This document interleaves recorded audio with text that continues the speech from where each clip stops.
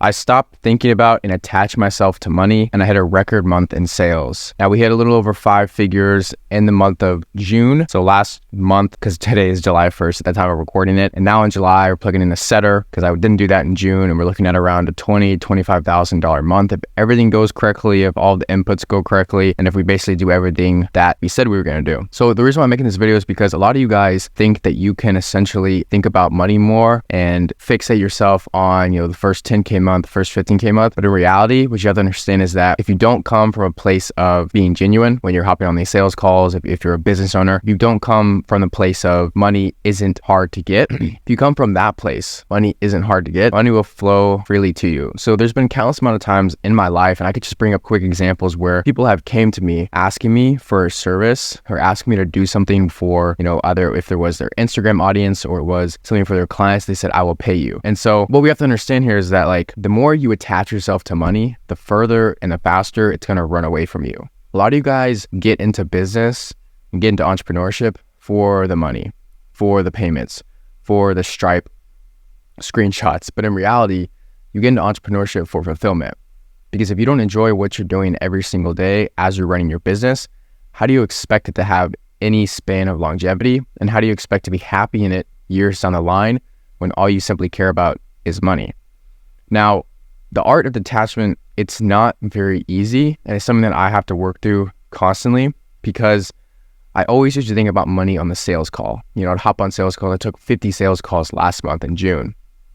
And I'd hop on these calls, and initially I would think are they a really good prospect? I would overanalyze their type form application, how much they could possibly put down. And I would be like, okay, they're here in their business, what can I get them to point B? But I would care too much about the money.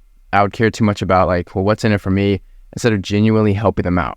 And I think midway and towards the end of the month, I really understood that I have to come from a place of being genuine and really having their best interest in mind, because at the end of the day, that's what's going to show. If you're in a sales call or you're trying to sign a client and you show the client that you're kind of needy, you show them that you want this call to be over really quickly, and you show them that you obviously you're in it for the money, and you're just you're all keyed up over it. And when you ask and you drop the price question and everything, it's just a whole entire mess because they can tell all you care about is just the money. Those are turnoffs for prospects, and they'll never be good clients because they know your intentions, just the money. So the art of detaching from the sales call is simply an art. It's something you have to learn, because a lot of people will just go straight into the Zoom call with a sense of coming out with a Stripe payment. But it really comes down to how can you genuinely help them out. The other thing is overanalyzing money and analyzing where money can come from. This is the worst possible thing you can do, because there's an infinite amount of places where money can come from.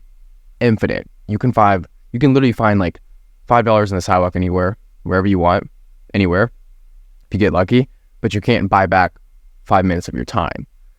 And so understanding that time is going to be your most important asset, and utilizing the time to step away from money and really focus on what you have to do for your business as far as the inputs go is what's going to yield you the biggest results. In other words, what this means is that, like I said before, the biggest opportunities in my life that have came into my life have been from people entering my life and asking me for something. I didn't go searching for it. I didn't go over analyzing where this money would come from. I didn't go searching and seeking and trying to figure out where I could make a buck. It simply just came into my life.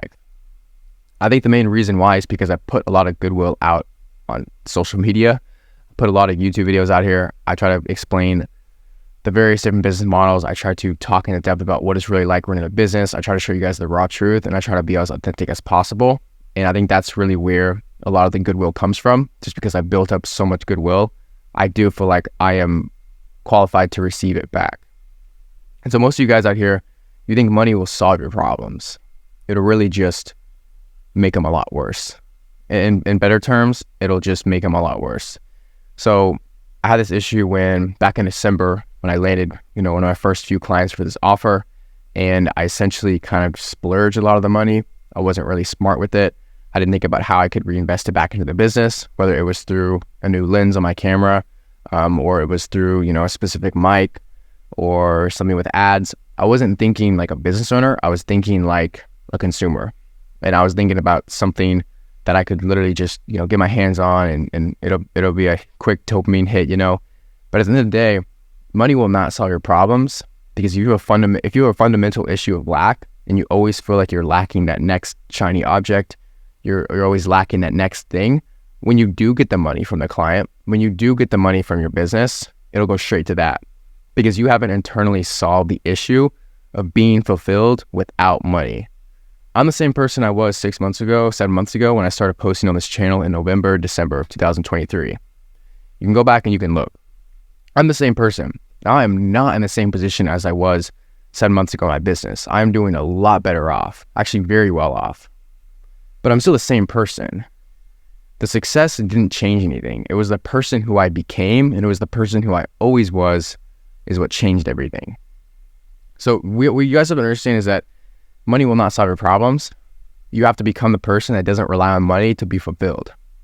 If seeing a number in your bank account is going to associate with your emotional and mental health, that's a bad sign right there. But that's a very bad sign that shows you're not even capable of running a business. I've been super, super, super happy, and I felt extremely fulfilled when I've had $30 or $40 in my bank account, and that was it.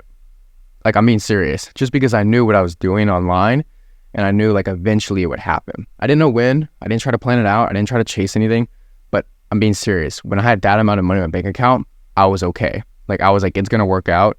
I feel okay right now. I wasn't super, super stressed out. I was just doing my own thing. I was just steadily going.